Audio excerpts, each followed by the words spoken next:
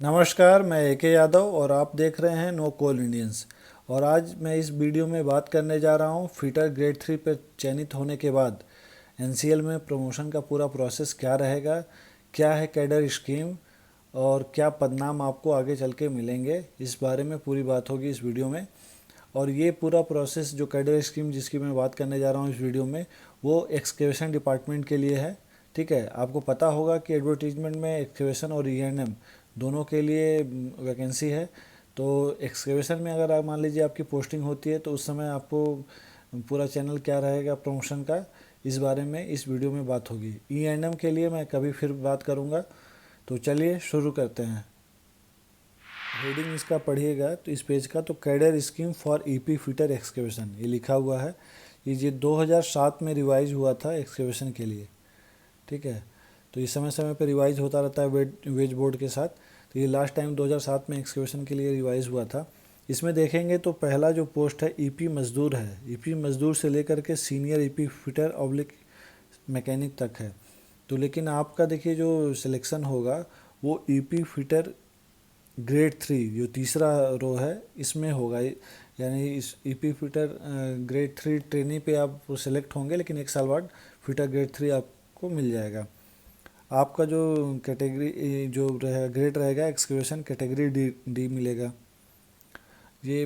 ठीक है, इसमें क्वालिफिकेशन नॉन आईटीआई आईटीआई है, तो इसमें आप आईटीआई वाले हैं। ये नॉन आईटीआई वो लोग हैं जो डिपार्टमेंटल प्रमोशन के थ्रू इसमें प्रमोट होकर के टेक्नीशियंस बनते हैं मजदूर से। तो उनको तो अभी उसकी बात हम नहीं करेंगे। ठीक है, तो अब इसके बाद यहाँ पे तो आप एक साल में एक्सकेवेशन कैटेगरी डी में पहुँच ही जाएंगे। अब बात करते हैं इसके आगे जो नेक्स्ट प्रमोशन होगा ईपी फिटर ग्रेड 2 का। तो देखिए चौथे लाइन में है ईपी फिटर ग्रेड 2। इस समय आपका जो ग्रेड है कैटेगरी है ये हो जाएगा एक्सकेवेशन कैटेगरी सी। और ये कितने साल आप बाद बनेंगे, यहाँ पे देखिए लिखा हुआ है eligibility for promotion 3 year experience in category D. तो 3 साल आप जब कैटेगरी डी में नौकरी कर लेंगे तब आप एलिजिबल हो जाएंगे कि आप कैटेगरी सी यानी ग्रेड 2 में आ सकते हैं। ये कैसे सिलेक्शन होगा, डीपीसी के थ्रू यानी डिपार्टमेंटल प्रमोशन कमेटी के थ्रू आपका सिलेक्शन होगा। इसके सिलेक्शन क्या होता है, ये डीपीसी इस तरह का है कि आपका डॉक्यूमेंट वगैरह चेक होता है। इसमें अगर वैकेंसी है और कितने लोग कैंडिडेट्स हैं तो सीनियरिटी के हिसाब से उनको प्रमोट कर दिया जाता है। इसमें कोई इंटरव्यू या ऐसा कुछ भी नहीं होता है, ये नॉर्मल प्रोसेस है। इसके बाद देखिए अगला जो प्रमोशन होगा आपका ईपी फिटर ग्रेड 1 पे। पोस्ट डेजिग्नेशन जो रहेगी आपकी ईपी फिटर ग्रेड 1 रहेगी, और जो कैटेगरी या ग्रेड है वो एक्सकेवेशन कैटेगरी बी कहलाएगा। इसमें इसके लिए क्या एलिजिबिलिटी है, तो इसमें 3 साल का एक्सपीरियंस होना चाहिए एक्सकेवेशन कैटेगरी सी का। तो आपका एक्सकेवेशन कैटेगरी सी में जब 3 साल पूरा कर लेंगे तब आप कैटेगरी बी में आ सकते हैं, यानी फिटर ग्रेड 1 बन सकते हैं। उसका भी प्रोसेस सेम रहेगा, डीपीसी के द्वारा आप बनेंगे वैकेंसी रहने पे। इसके बाद लास्ट जो है 6 नंबर पे देखेंगे आप, तो सीनियर ईपी फिटर या सीनियर मैकेनिक भी इनको बोलते हैं। ठीक है, टेक्नीशियन का ये सबसे हायर पोस्ट है, हाईएस्ट पोस्ट है। तो इसका जो ग्रेड है ये एक्सकेवेशन कैटेगरी ए हो जाता है। और इसके लिए देखिए एक्सपीरियंस क्या मांगा गया है कि 5 year experience as EP fitter in excavation category B. यहाँ पे देखिए एक्सपीरियंस का जो टाइम है बढ़ गया। बाकी सब में 3 साल में आप बन जा रहे थे, यहाँ 5 साल रहेगा, तब आप सीनियर मैकेनिक या सीनियर ईपी फिटर बन पाएंगे। ये भी डीपीसी के द्वारा ही बनेगा, आपका प्रमोशन होगा। तो यहाँ तक है। इसके बाद आपका फोरमैन जो सुपरवाइजरी पोजीशन है उसमें भी आपका प्रमोशन होगा, उसका हम आगे बात करेंगे। उससे पहले देखिए यहाँ पे लिखा हुआ जो पॉइंट नंबर 2 का मैं बता दूं कि ITI will be guided by II number 32 up to grade D. तो आईआई 32 का मतलब है इम्प्लीमेंटेशन इंस्ट्रक्शन 32। तो इसको भी देख लेते हैं कि इसमें क्या लिखा हुआ है। ये आईटीआई वालों के लिए स्पेशली लिखा हुआ है, क्योंकि बाकी देखिए इसमें क्या था कि स्टार्ट हो रहा था अभी मजदूर से।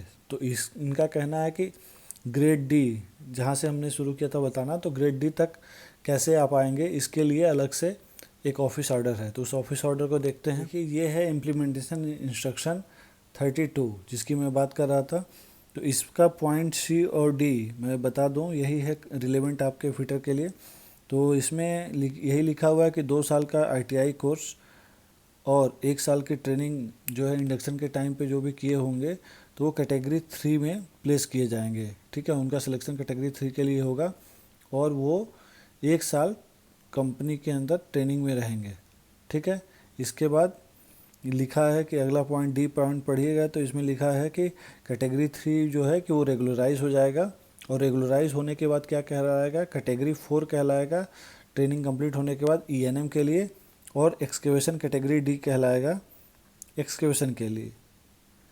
तो यही बात है। तो वहाँ पे आप इसका मतलब वहाँ पे एक्सकेवेशन डी से आपको आगे शुरू किया। ग्रेड 3 से लेकर के सीनियर में ईपी मैकेनिक तक जो प्रमोशन था, ये पूरा प्रमोशन आपका टेक्नीशियन कैडर का कहलाता है। इसके बाद सुपरवाइजरी कैडर स्टार्ट होता है।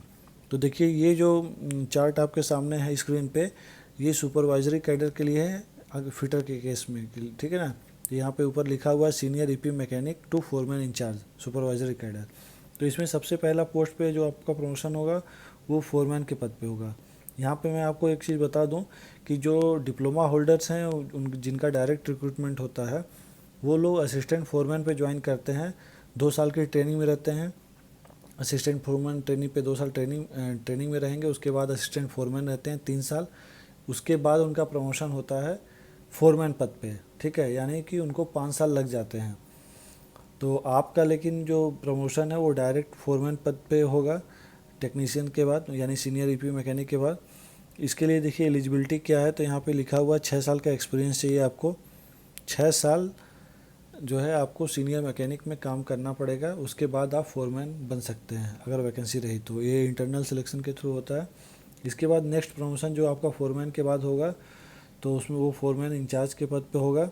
यहाँ पे जो ग्रेड हो जाएगा आपका टीएनएस ग्रेड ए, टीएनएस यानी technical and supervisory grade A.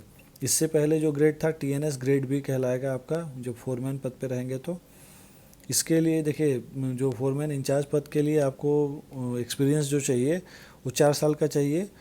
ठीक है, फोरमैन पद पे 4 साल काम करने के बाद आप फोरमैन इंचार्ज बन सकते हैं। ये डीपीसी के थ्रू आपका प्रमोशन होगा। इसके बाद नेक्स्ट जो प्रमोशन होगा आपको वो फोरमैन इंचार्ज पद ही कहलाएगा। अगला प्रमोशन भी पद नाम आपका चेंज नहीं होगा, पर कैटेगरी जो ग्रेड है वो चेंज हो जाएगी, टीएनएस ग्रेड ए1 हो जाएगी। इससे पहले जो फोरमैन इंचार्ज का पद था आपका दूसरे रूम में वो टीएनएस ग्रेड ए है। आपका फाइनल जो ये लास्ट प्रमोशन होगा ये टीएनएस ग्रेड ए1 कहलाएगा। इसके लिए जो एक्सपीरियंस चाहिए आपको 4 साल का एक्सपीरियंस चाहिए फोरमैन इंचार्ज के रूप में। Foreman in charge TNS grade A के रूप में आप 4 साल काम कर लेंगे, तब आप टीएनएस ग्रेड ए1 के लिए एलिजिबल हो जाएंगे। अगर वैकेंसी रही तो आपका प्रमोशन हो जाएगा डीपीसी के थ्रू। तो ये पूरा प्रोसेस रहा आपका मतलब फिटर ग्रेड का। फिटर ग्रेड 3 यानी ज्वाइनिंग से लेकर के आप जो है मैक्सिमम फोरमैन इंचार्ज तक पहुंच सकते हैं, फोरमैन इंचार्ज ग्रेड ए1 तक। तो इसमें टेक्नीशियन जो कैडर था और सुपरवाइज़र कैडर था, तो दोनों को इस वीडियो में हमने देख लिया। देखिए ये जितना आपने देखा ये पूरा एक्सकेवेशन डिपार्टमेंट के लिए था। ई.एंड.एम के लिए इसी तरह कैडर स्कीम उसकी अलग है, लेकिन वो काफ़ी पुरानी है जो मुझे मिली, 90s की है, तो मैंने इसलिए उस पर वीडियो बनाया नहीं, अभी बनाने का सोचा भी नहीं है। और अगर रिवाइड होकर के इस साल जैसे कि ई.एंड.एम कैडर का आपका फोरमैन्स के लिए जो डायरेक्ट रिक्रूटमेंट डिप्लोमा होल्डर्स हैं उनके लिए रिवाइड कैडर स्कीम आ चुका है, तो हो सकता है टेक्नीशियंस के लिए भी आ रहा हो, फिटर इलेक्ट्रीशियन के लिए। तो जब आएगा नया तब उस पर मैं बनाऊंगा वीडियो। फ़िलहाल आप इससे काम चलाइए। और दूसरा ये कि उसमें भी सेम यही पैटर्न रहता है, ई.एंड.एम में भी, उसमें भी प्रमोशन आपके होंगे, मगर उसमें डेजिग्नेशन जैसे जो आपका ये ग्रेड है चेंज हो जाता है। जैसे यहाँ पे आपका एक्सकेवेशन में fitter excavation D B C जो भी है इस तरह से चलता है, अल्फ़ाबेटिकल चलता है। वहाँ पे 4 से स्टार्ट होता है, 4, 5, 6 ऐसे प्रमोशन होते हैं। फिर उसमें भी आप सुपरवाइजरी कैडर में जाते हैं।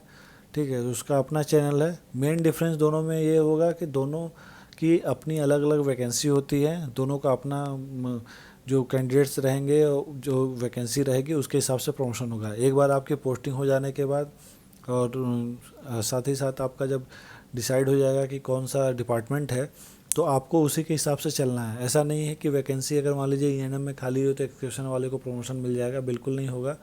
एक भले आप साथ के ज्वाइनिंग है, हो सकता है कि एक डिपार्टमेंट वाला आपसे जो है सीनियर हो जाए, वहाँ पे वैकेंसी रहे, तो ये होने के चांसेस हैं।